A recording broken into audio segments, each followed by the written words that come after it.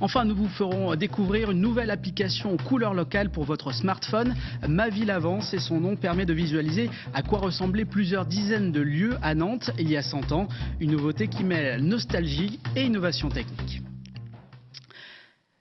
Pendant que certains, on le voyait tout à l'heure, ont la tête dans les étoiles, tournés vers l'avenir, certains préfèrent se plonger dans le passé via leur téléphone portable. Une société lance à partir d'aujourd'hui une application pour les smartphones qui permet de découvrir ce à quoi ressemblaient 150 sites de la ville de Nantes il y a 100 ans. Jean-Hugues a testé pour nous ce bond dans le passé high-tech.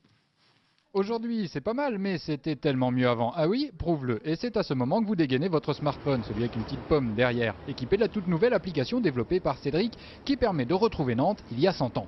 Le principe de cette application, c'est de pouvoir donc repérer très facilement grâce au GPS et à la boussole intégrée des cartes postales anciennes qui se situent tout autour donc, de l'agglomération nantaise. L'application contient à peu près 150 cartes, donc on a une vue déroulante qui nous permet de voir les cartes postales sous forme de liste avec les lieux les plus proches.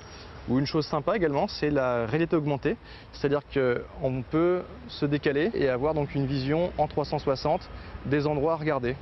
Par exemple, donc là on a le quai de Richebourg, on clique et on peut regarder donc la carte postale ancienne et la photo d'aujourd'hui. Cédric habite Orvaux, ça c'est pour le côté local. Il est fan de cartes postales anciennes et féru de photos. Son blog, retroville.fr, a été repéré par une société de Montpellier qui édite déjà cette application sur Paris et Metz. Nantes fait maintenant partie du voyage.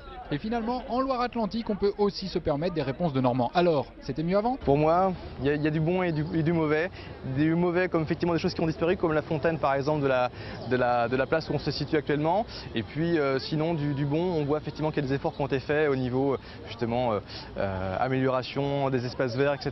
Quelque chose qui n'existait pas forcément à l'époque. Nantes avant est disponible sur l'Apple Store au prix de lancement de 79 centimes. C'est donné pour épater vos amis pendant la balade du dimanche.